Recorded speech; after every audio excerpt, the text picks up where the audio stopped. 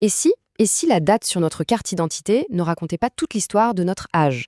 On va voir ensemble aujourd'hui une intelligence artificielle assez bluffante, capable de regarder au fond de nos cellules pour nous dire notre âge, notre vrai âge. C'est la grande question, non? Est-ce que le nombre de bougies sur le gâteau reflète vraiment la vitalité de notre corps? La réponse, figurez-vous, pourrait bientôt tenir dans un simple bilan de santé, mais un bilan de santé lu par une intelligence artificielle. Ok, alors pour vraiment piger comment cette IA fait son tour de magie, faut d'abord qu'on se mette d'accord sur une chose. On a tous en fait deux âges.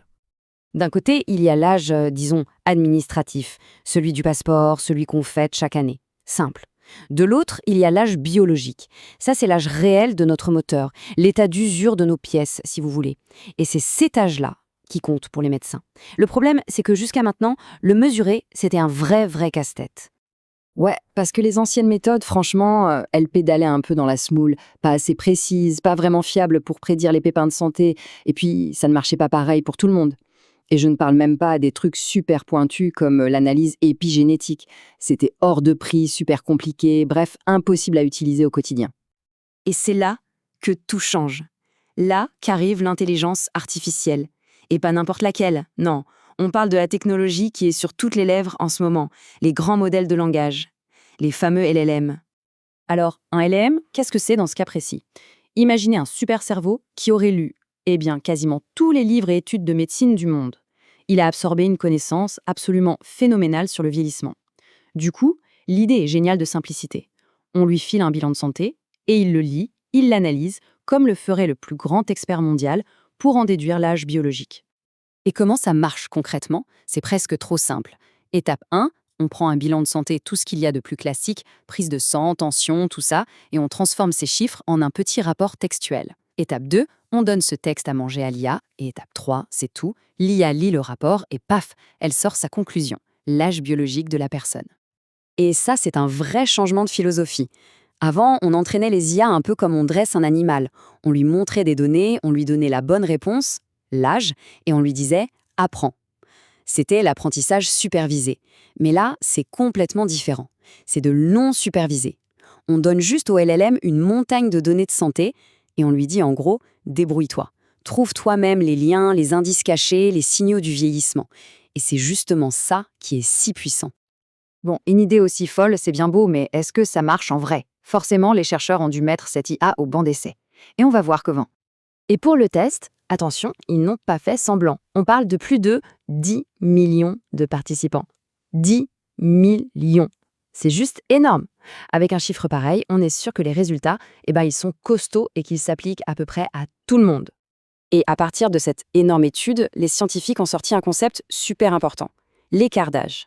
C'est tout bête, c'est la différence entre l'âge que l'IA vous donne et votre âge réel sur le papier. Par exemple, si une personne a 55 ans, mais que l'IA dit qu'elle en a 60 biologiquement, son écart d'âge est de plus 5. Et ce petit chiffre, il veut dire beaucoup de choses. Et la voilà, la preuve par l'image. Ce graphique est simple. Plus la barre est haute, mieux le modèle arrive à prédire le risque de mortalité. Et regardez bien, la barre la plus haute, et de loin, c'est celle de l'âge calculé par l'IA. Elle fait mieux que les meilleurs modèles qui existaient avant, et elle fait même mieux que l'âge chronologique lui-même. C'est assez dingue. Donc cet écart d'âge, ce n'est pas juste un score pour s'amuser, non. Les conséquences sont très concrètes. Avoir un écart d'âge élevé, donc être plus vieux biologiquement, ça augmente très nettement le risque de se coltiner les maladies les plus sérieuses liées au vieillissement. Maladies cardiaques, AVC, problèmes de reins. Mais ce n'est pas juste une question de précision. Ce qui est vraiment fascinant, c'est que cette technologie a des sortes de super-pouvoirs, des avantages que rien d'autre n'avait avant et qui pourraient, carrément, changer la donne en matière de santé. Il y en a 3 surtout. Primo, il est universel, ça veut dire qu'il marche bien sur des populations très différentes. Deuxio, il évolue tout seul. Plus les IA en général deviennent intelligentes, plus notre docteur IA devient performant, sans avoir à le réentraîner. Et tertio, il est dynamique. Il peut suivre l'état de santé d'une personne au fil du temps en intégrant les nouvelles infos pour affiner son diagnostic en continu. C'est exactement ce que montre ce tableau. Regardez, les modèles plus récents et plus gros, comme l'AMA 360 du B, obtiennent de meilleurs scores de prédiction. C'est la preuve que l'outil s'améliore tout seul au rythme des progrès de l'IA. C'est comme si votre médecin devenait de plus en plus compétent chaque année, automatiquement. Et ce n'est pas fini. L'IA ne fait pas que mesurer notre âge, elle nous aide à comprendre pourquoi on vieillit. En se penchant sur les personnes qui avaient un écart d'âge élevé, les chercheurs ont pu identifier 316 nouvelles protéines qui semblent liées au vieillissement accéléré. C'est énorme.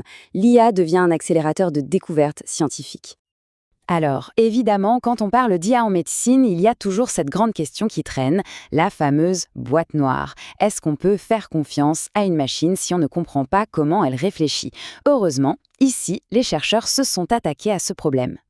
Et c'est crucial parce que la confiance en médecine, c'est la base de tout.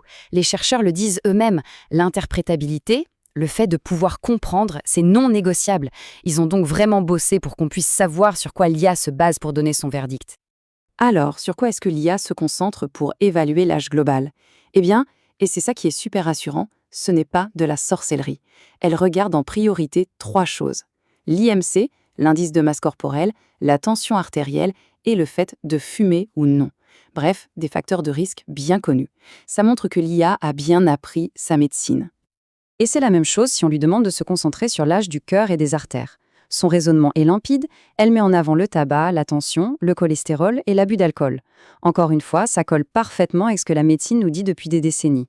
L'IA ne sort pas des trucs de son chapeau, elle s'appuie sur des faits médicaux solides. Tout ça nous laisse avec une question assez vertigineuse.